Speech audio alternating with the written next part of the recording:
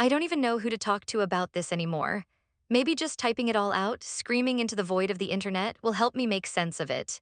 It's been a week since it all went down, and now I'm basically a ghost in my own office.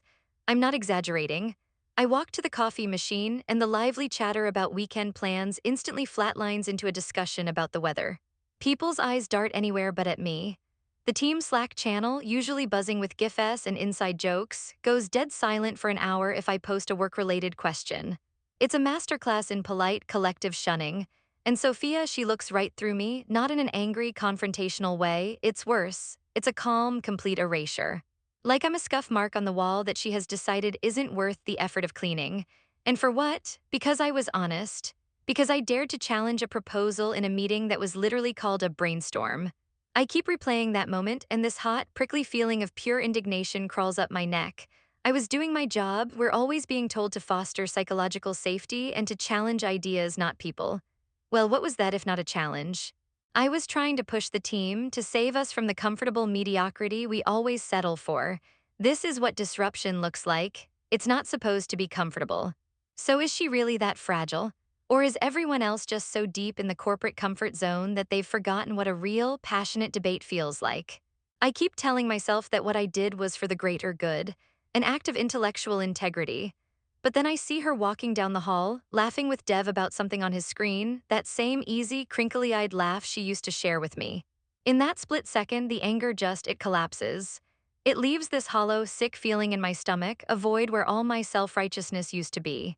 It feels like I didn't just break an egg to make an omelet. I think I might have strangled the prize-winning chicken in the middle of the county fair. And the worst part is, I'm starting to suspect that everyone, especially me, really, really loved that damn chicken. To understand why this is all so messed up, you have to understand who Sophia was to me. She wasn't just my boss or a senior colleague. She was my North Star, the person who single-handedly plucked me from obscurity and gave me a future. I met her 3 years ago at some soulless tech conference in a cavernous hotel ballroom. I was a nobody, a junior researcher at a dead-end startup with a name no one recognized, desperately trying to network my way into a real job. I was awkward, my portfolio was thin, and I was sweating through my one good blazer. I asked a question after her panel discussion, a rambling, overly eager one that I'm sure made half the room cringe. But afterwards, she found me by the sad-looking coffee urn. She didn't just give me a polite business card and a practice smile, she bought me a proper coffee and actually listened for 20 minutes. She saw something in me, I still don't fully know what it was. A spark of raw curiosity, a shared frustration with the industry's buzzwords, whatever it was, she saw it. She was a senior UX researcher at this company, a place I considered the major legs completely out of my reach. But she championed me. She became my advocate. I later found out from Dev that she had to fight for my position. The hiring manager was skeptical, my experience was borderline at best, but Sophia put her own reputation on the line. He's got a different way of looking at problems, she'd told them. He's what we need, not just what the job description asks for. He'll challenge us. God, the irony of that stings now. For the first year, I was her shadow. She was patient, endlessly patient. She taught me the unwritten rules, how to navigate the company's labyrinthine politics, which engineers' opinion actually mattered, how to frame research findings so that the VPs, who had the attention span of gnats, would actually listen. I remember my first major client presentation.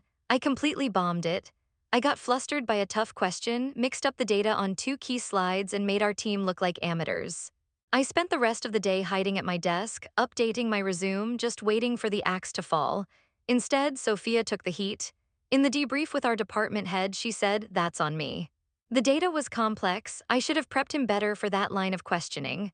She never once said, "I told you so," even though she had explicitly warned me not to use that specific data visualization. She protected me. She was my mentor, my protector, my work mom, everything. But as I got more confident, as my own projects started getting praise, the dynamics started to shift, at least in my head. I started to see the Sophia way of doing things as solid but safe. A little dated even. Her methods were rigorous, built on years of hard-won experience, but I felt they lacked flair, the disruptive spark I was reading about in all the trendy design blogs and hearing about on podcasts. I mastered her playbook so quickly that I started to believe I could write a better one. I began to mistake her caution for fear, her wisdom for rigidity. And that's the thought that poisoned everything, the quiet, insidious, arrogant belief that the student had finally surpassed the master, The fuse was lit the day we got assigned the Odyssey project. That was the internal code name for the complete overhaul of our main product's user onboarding experience. This wasn't just another feature tweak, it was a legacy-defining make-or-break project for the entire department. Millions in revenue were on the line. Naturally, Sophia was named the project lead. Her reputation for steady, reliable work made her the obvious choice. She and her sub-team spent weeks doing foundational research, stakeholder interviews, and data analysis. The result was exactly what you'd expect from Sophia, a meticulously planned, data-driven, and incredibly safe proposal. It was an iterative improvement, designed to reduce user drop-off by a projected 15 with almost zero development risk. It was sensible, it was logical, and to me, it was profoundly boring. It was a plan to not lose rather than a plan to win. While she was doing that, I was in my own little corner cooking up something different. I was obsessed with this idea of a gamified, narrative-driven onboarding. Something that would feel less like a software tutorial and more like the beginning of an adventure. It was bold, probably difficult to implement, and its success wasn't guaranteed by any existing data because no one had ever tried it before. But it was exciting. It was the kind of idea that gets you written up in case studies. It was, in my mind, great. I tried to bring her around. I cornered her in the kitchen, I sent her links to articles, I casually dropped my ideas into team meetings. Each time she'd listen patiently, nod, and say something like, "That's an interesting perspective, Rowan. Let's keep it in the parking lot for now. We need to focus on the core requirements first." She wasn't being dismissive, not really. She was being a responsible project lead, prioritizing risk management on a high-stakes project. But I didn't see it that way. I saw her as a gatekeeper. I heard her caution as a personal rejection of my vision. The more she stuck to her safe plan, the more my frustration curdled into a kind of righteous condescension. This wasn't just a disagreement about strategy anymore. It became a battle between the past and the future, between mediocrity and genius. And I knew, with the burning certainty of a true believer, which side I was on. The day of the big presentation felt like a movie premiere. The conference room was packed. Not just our team, but the head of engineering, the VP of product, and a few other bigwigs were there. The pressure was on. Sophia, calm as ever, took the floor. She walked them through her proposal with her usual quiet confidence. The slides were perfect. The data was unassailable. She answered every question with precision. You could feel the executives in the room nodding along, their shoulders relaxing. It was a competent, professional, and utterly predictable performance. It was a guaranteed single, maybe a double. I was there to hit a home run. Then it was my turn. I stood up, but I didn't walk to the podium. I stayed where I was, leaning back against the credenza, trying to cultivate an air of relaxed genius. "Thanks, Sophia," I began, flashing what I hoped was a charming, collaborative smile. That was a really thorough look at a very traditional approach. A few people shifted in their seats. "Before I show you my concept," I continued, my voice dripping with the faux humility of someone about to drop a bomb, "I think it would be a valuable exercise for us to deconstruct Sophia's proposal. As a team, let's use it as a teaching moment." I turned my body towards her, but my words were for the room, for the VPs. I was performing. Take slide 7, the core user flow. The assumption here is that our users are rational actors who just need information. But what does all the modern research tell us? It tells us users are driven by emotion, by narrative, by a desire for delight. I started picking it apart piece by piece. I wasn't attacking the data, I was attacking the philosophy behind it, framing it as antiquated and out of touch. I used phrases like a 2015 mindset and fails to account for the dopamine economy. Sophia just sat there, her hands folded on the table. Her face was a blank mask, but I could see a faint pink blush creeping up her neck. I was on a roll, fueled by the adrenaline of my own brilliance. And then I delivered the killing blow. I gestured towards the screen displaying her carefully constructed diagram. "With all due respect, Sophia," I said, letting the silence hang for a beat, "this entire logical chain, well, it reminds me of a child's first attempt at drawing a flowchart for a school project. It's simple, it's safe, and it completely misses the point of what we're trying to achieve here." The silence that followed was not the sound of minds being blown.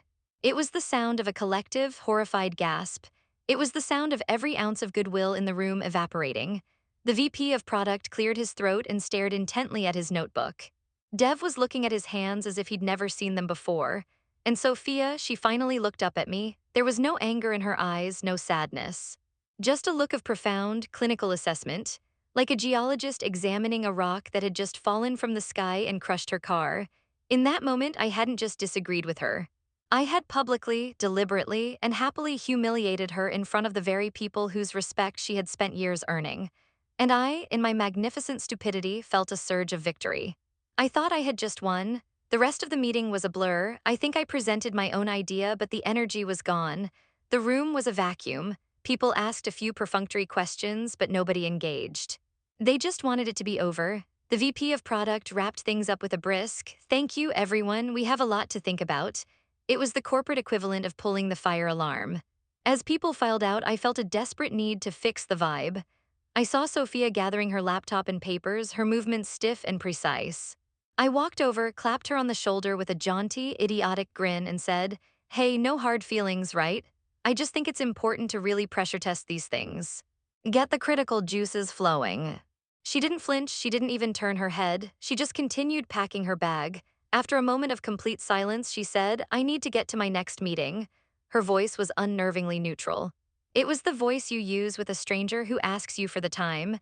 That was the moment the wall went up. It was invisible, but it was as solid as concrete. The next day, I got a calendar notification, Odyssey Project Sync. Sophia was on the invite list, so was Dev, so was everyone else on the core team, everyone but me. I tried to talk to her in the kitchen later that day. I started with a cheerful, "Hey, saw the new meeting invite, did I miss something?" She was filling her water bottle. She finished, screwed the cap on tightly, and turned to me. "All communication regarding your contributions to Odyssey will be handled via email from now on," she said, and then walked away. At first, I was just annoyed. I complained to Dev. "Can you believe this? She's being so passive-aggressive. It was just a critique." Dev just gave me this weary look and mumbled something about being swamped. I was still wrapped up in my own narrative. I was the bold truth-teller and she was the sore loser. It took me another day to realize that she wasn't being passive-aggressive. She was being procedural. She was surgically excising me from her professional life with the cold, impersonal precision of a surgeon removing a tumor. The chill spread faster than I could have imagined. It wasn't just Sophia. It was like she was the host and the rest of the team were just nodes in a network she controlled. My jokes in the team channel went unanswered. My lunch invitations were met with sudden, urgent deadlines. I was being systematically, quietly, and efficiently isolated. The politeness was the most brutal part. Everyone would say good morning. Everyone would nod if I spoke in a meeting, but no one would engage. No one would look me in the eye for more than a second. I was a ghost at a feast. The breaking point came on a Thursday afternoon. I couldn't take the silence anymore. I saw Dev grabbing his jacket to leave, and I basically cornered him by the elevators. "Dev, what the hell is going on?" I pleaded, my voice probably louder than I intended. "You have to tell me, this is insane," it was one comment. Dev looked trapped. He kept glancing over his shoulder as if he was afraid of being seen with me. He sighed, a deep, heavy sound that seemed to pull all the energy out of him. "Look, Rowan, you need to drop it," he said. "Drop it. My mentor, our team lead, is treating me like I don't exist. How do I drop that?" He finally looked at me, and his face was a mixture of pity and frustration. "You really don't get it, do you? You think this is about her being sensitive? You think this is about her ego?" He shook his head, and it felt like he was looking at a child. "Rowan, you didn't just criticize her idea. You tried to make her look like a fool to prove you were smart.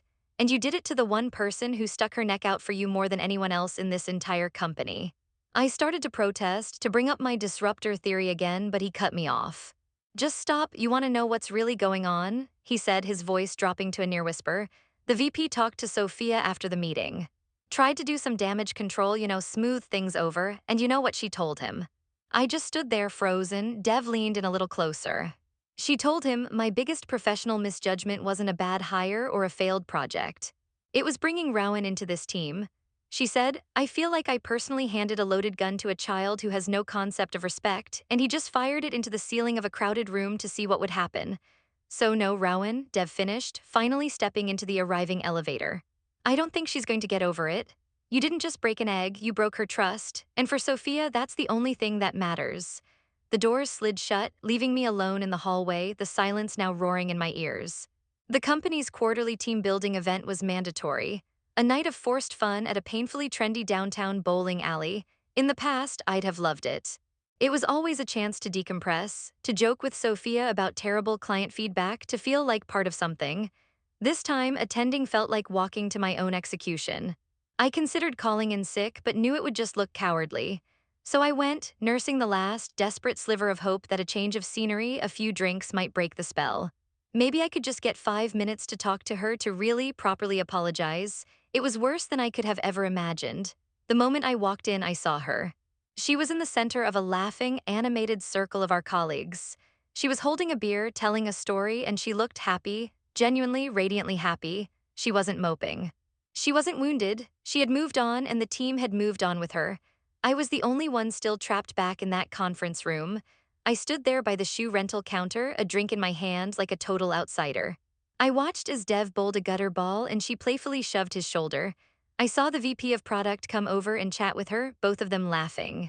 It was a party, and I was the only one who hadn't been invited. Finally, after about an hour of this self-inflicted torture, I saw a small opening. She was standing alone for a moment, waiting for her turn to bowl. This was it, my one shot. I took a deep breath, walked over, and stood beside her. "Sophia," I said, my voice sounding weak. She turned. The smile on her face didn't vanish, it just froze. It became a perfectly polite, utterly meaningless mask. She looked at me, and for a split second, I saw a flicker of something, not anger, just a deep, bottomless weariness. Then it was gone. She gave me a tiny, almost imperceptible nod, a gesture you'd give a stranger who held a door open for you. Then she turned her back to me, took a step towards Dev, and said, "Hey, is it my turn yet?" As if I had never spoken, as if I was nothing more than a piece of furniture in the room. I was dismissed, not with a fight, not with a scene, but with the crushing, absolute weight of her indifference. I just stood there holding my warm beer, a complete and utter fool. So here I am, it's 2 a.m., and I'm just staring at this wall of text I've written. The anger I felt a week ago, that righteous indignation, it's all gone. It's been replaced by this vast, hollow, and deeply confusing regret. I was so obsessed with being the smartest person in the room that I became the dumbest man on earth. I didn't just break her trust, like Dev said. I took her trust, her mentorship, her belief in me, and I used it as a weapon against her for a moment of cheap, pathetic glory. I have our old chat window open. I've typed "I'm sorry" 100 different ways. I'm so sorry. There are no words for how sorry I am. I was an arrogant, ungrateful idiot. I'm sorry, but my thumb just hovers over the send button, because what's the point? An apology is for the person you hurt, but it's also for you to make you feel better. And I don't deserve to feel better. I know exactly what her response would be. Nothing, just a read receipt. That calm, quiet, final rejection is a sentence I've already received. The ghost in the office doesn't get to speak.